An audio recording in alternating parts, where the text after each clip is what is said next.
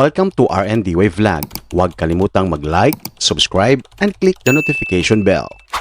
Sa gitna ng tumitinding tensyon sa West Philippine Sea, sa panahon na bawat galaw sa karagatan ay may kahulugan, isang bagong barko ang tahimik na inilulunsad, hindi lang para magbantay, kundi para ipaalala sa mundo, hindi na mahina ang Pilipinas.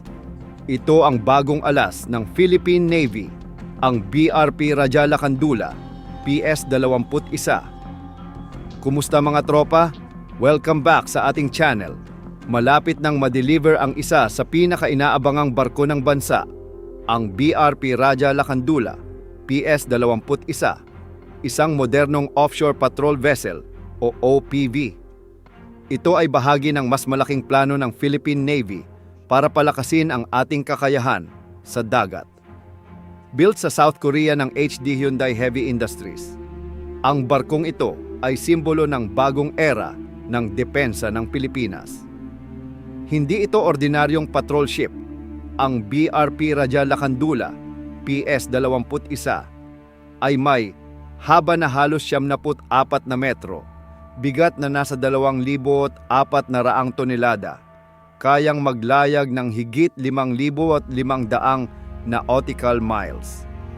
Ibig sabihin, kaya nitong magbantay sa malalayong bahagi ng karagatan kahit ilang linggo pa yan, at pagdating sa lakas, may 76 mm main gun, pangunahing sandata laban sa surface threats.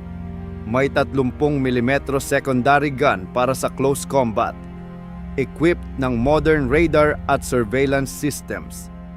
Hindi lang ito basta barko. Isa itong mobile command center sa dagat. Pero ang tunay na lakas ng barkong ito ay hindi lang sa armas, kundi sa kanyang misyon. Ang BRP Raja Lacandula, PS-21, ay idinisenyo para sa pagbabantay sa West Philippine Sea, pagpigil sa illegal fishing at smuggling, anti-piracy operations, search and rescue missions. Ang barkong ito ay bahagi ng tinatawag na Horizon 2/Revised AFP Modernization Program.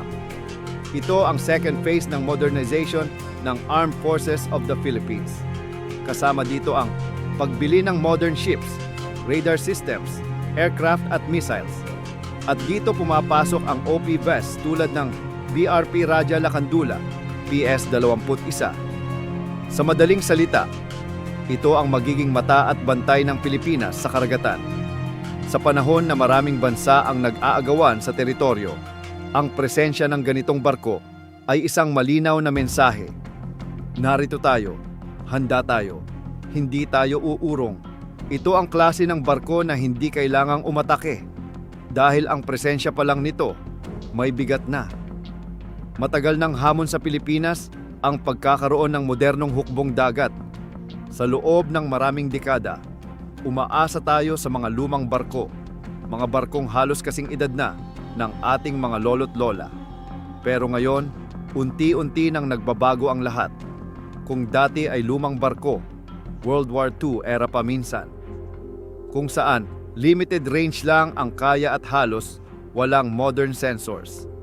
Pero ngayon, ito ay may long-range patrol capability na, may modern radar at surveillance, at mas matagal nang manatili sa dagat.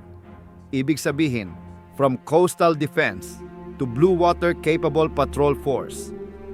Kasama ng mga frigates at missile systems, ang BRP Raja Lacandula, PS-21, ay bahagi ng mas malaking plan. Ang gawing modern, capable at respected force ang Philippine Navy. Hindi lahat ng barko ay dapat missile heavy. Ang OPV strategy ay mas mura kaysa frigate, mas matagal sa patrol, mas practical sa araw-araw na operasyon. Kaya ito ay mas balanced fleet strategy. May combination ng frigates at OPVs. At tandaan, hindi lang ito iisa. May darating pang iba pang kapatid na barko sa parehong klase. Ang mga ito ay kabilang sa Raja Sulaiman class, OPV. Ibig sabihin, mas lalakas pa ang presensya ng Pilipinas sa sarili nitong karagatan. Na-launch siya noong Nobyembre 2025, kasalukuyang sumailalim sa sea trials, testing phase. Expected na maging fully operational soon pagkatapos ng delivery. Bakit siya mahalaga? Dati, karamihan sa barko ng Pilipinas ay luma pa, World War II era.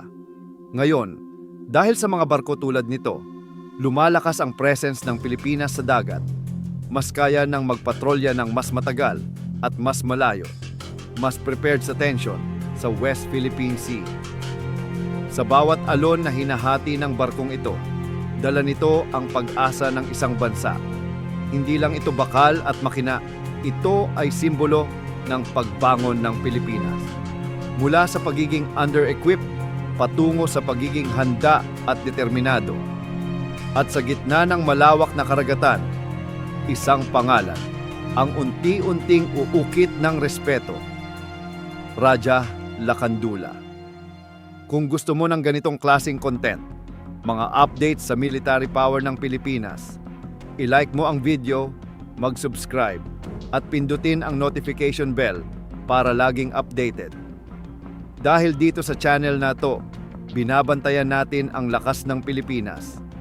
Maraming salamat po at mega shoutout sa lahat ng ating top commenters, silent viewers, old at new subscribers. Sa inyong patuloy na panunood at suporta. Kita-kits po tayo sa susunod na videos. Ciao!